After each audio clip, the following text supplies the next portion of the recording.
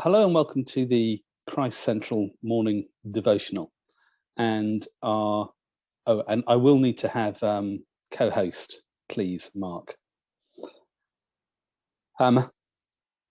We're going through a part of the Christmas story because we happen to be going through the Gospel of Luke, and we're in chapter 1 at the moment. And at some point we'll be able to share my screen with you, and it is that moment now. So fantastic. Let's do this now. I recorded these in the wrong order, which made it a little bit more challenging. So let's go to see if I can get it right. 1, 2, 3. Don't do that. 3. Sorry for this commentary, by the way, but there is a purpose to it. Stop doing that. Recalcitrant iPad. But anyway, here we go. This is a passage which we're in, and it will be familiar to you if you are familiar with the Christmas story. When it was time for Elizabeth to have her baby, Elizabeth being mother of John the Baptist and wife of Zechariah the priest, she gave birth to a son. Her neighbors and relatives heard that the Lord had shown her great mercy, and they shared her joy. This wasn't just the arrival of an ordinary baby. This was a baby in Elizabeth and Zechariah's old age. This was an unexpected baby. This was a blessing because she had been childless. They had been childless. His name, and this seems to be the important thing, his name, Zechariah, would not have been carried on to the next generation but for the birth of this child.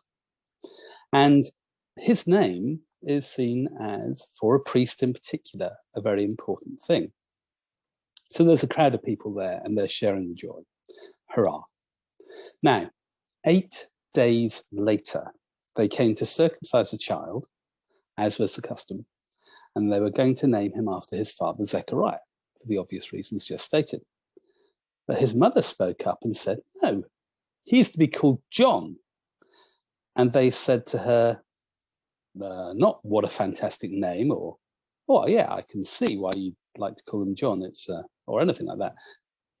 There is no one in your relatives who has that name. And the big deal being, hang on a moment, are you really dishonoring your husband? And that's quite a difficult thing, because obviously your husband's disabled. Now, what do I mean by that? Well, I pressed on a wrong thing there. I told you I was having trouble with my iPad. Then they made signs to his father to find out what he would like to name the child. Now, if you remember, there's reasons why John can't speak. So he asks for a writing tablet, and to everyone's astonishment, he wrote, his name is John. And kind of here I want to dwell for a little bit. Zechariah was mute, couldn't speak. This is what had happened to him when he had failed to respond to the angel saying, when he was in the Holy of Holies, acting in his priestly duty earlier in the chapter, that God had heard his prayers and God was going to answer his prayers, and that Elizabeth would have a child and they should name him John. And all Zechariah, who's a very old man, can think to say at that particular time is, but how do I know that's going to be true?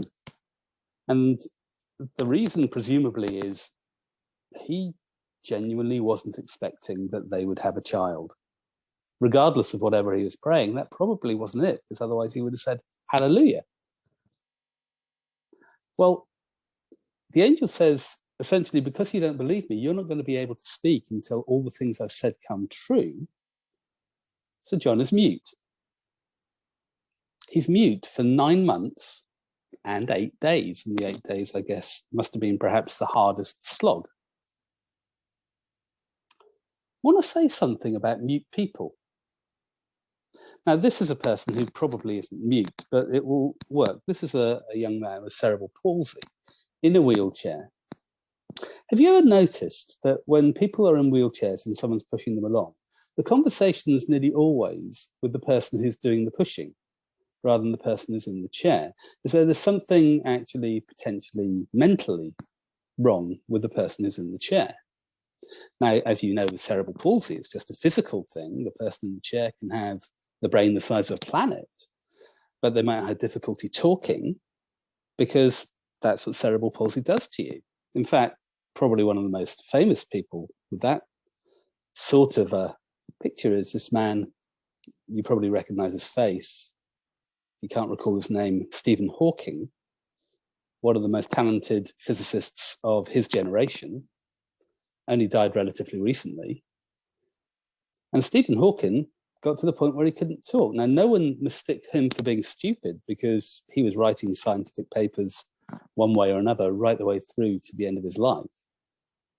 But I'm sure he also had the experience that when he was being pushed in wheelchairs, often people would talk to the people pushing him if they didn't recognize him. We make assessments on people, often because of their voice or how it sounds or lack of it.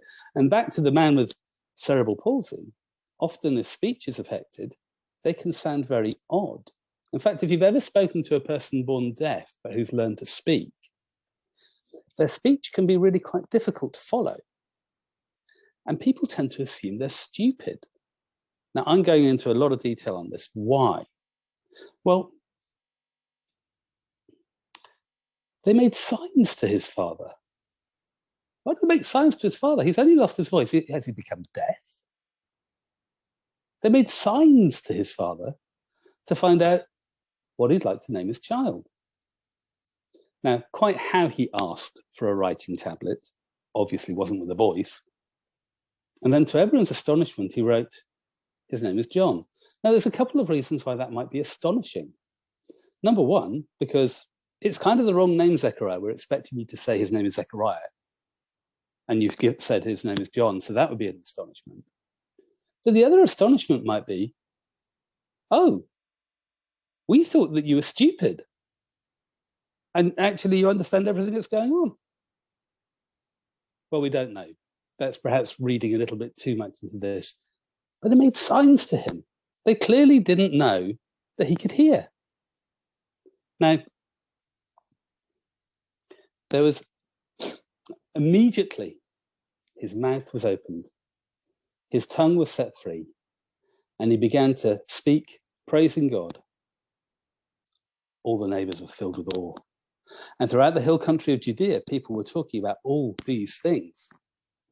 Everyone who heard this wondered about it, asking, what then is this child going to be?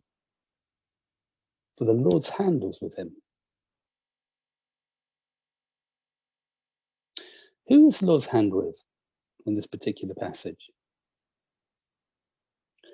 Well, we would immediately think of John the Baptist, the greatest prophet in the Old Testament, perhaps. But it's probably that the Lord's hand was with Zechariah, speaking, praising God. Some thoughts then from this morning. And for the final thought for this morning, I am going to pick one other slide, which I meant to include in that lot, but somehow managed to miss. So let's see if that's the one.